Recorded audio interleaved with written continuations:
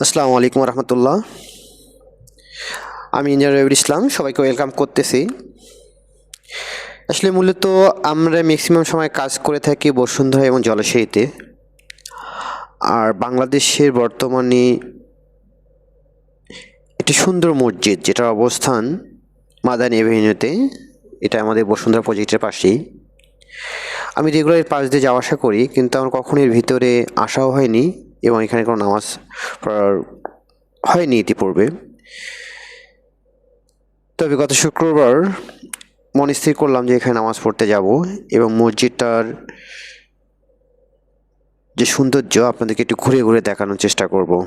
But সময় স্বল্পতার কারণে আমি আসলে প্রত্যেকটা পয়েন্টে যেতে পারিনি এবং ওইভাবে সবগুলো ভিডিও ধারণ করতে পারিনি।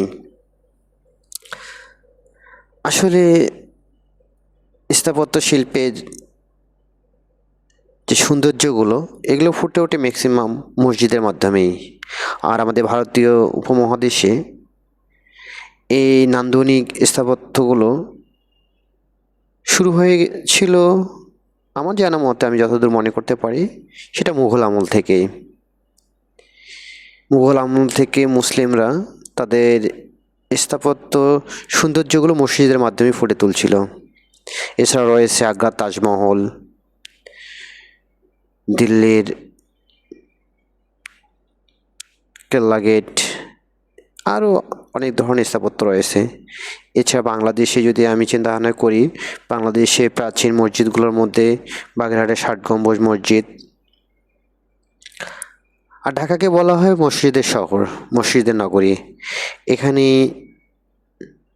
খুব কাছাকাছি অনেকগুলো মসজিদ, বাট এত সুন্দর এবং আধুনিক দৃষ্টিনন্দন মসজিদ খুব কম রয়েছে। আর বর্তমানে বাংলাদেশে বলা যায় যেটা একটা ভাইরাল মসজিদ হয়ে গেছে।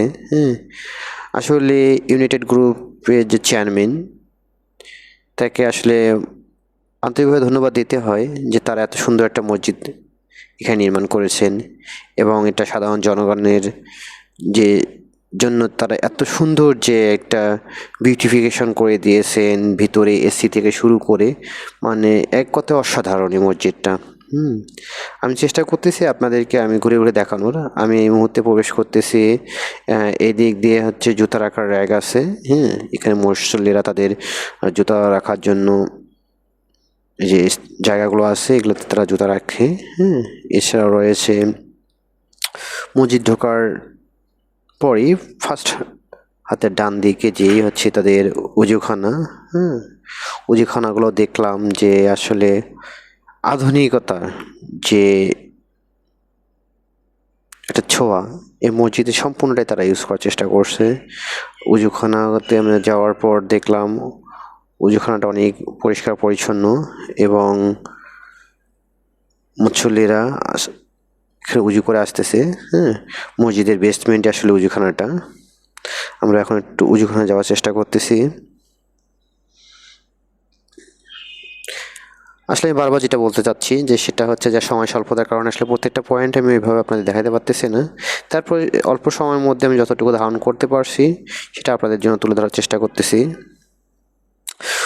উজুখানা শেষে আমরা যখন মসজিদে প্রবেশ করলাম, দেখার পরেই আমার সবচেয়ে ভালো লাগলো যে ইন্টেরিয়র ডেকোরেশনগুলো। ইন্টেরিয়র ডেকোরেশনগুলোর কাজ এখনও চলমান উপরে, কিন্তু তারপর যতটুকু তারা করেছে ততটুকু তো আলহামদুলিল্লাহ খুবই ভালো। এখানে সম্পূর্ণ মসজিদটি ফ্রেশনেস কাজ করে। এটা আসলে অন্যরকম একটা ভালো লাগা কাজ করে। অ্যাজ এ ইঞ্জিনিয়ার হিসাবে আমি অনেক স্থাপনা দেখেছি, বাট এত সুন্দর স্থাপনা যারা করেছে তাদেরকে আসলেই আন্তরিকভাবে ধন্যবাদ দেওয়া দরকার। এবং বর্তমান আধুনিক যুগের এটা স্থাপত্য শিল্পের যে ছাপ সেটা আমরা এই মসজিদগুলোর মাধ্যমে পেয়ে থাকি।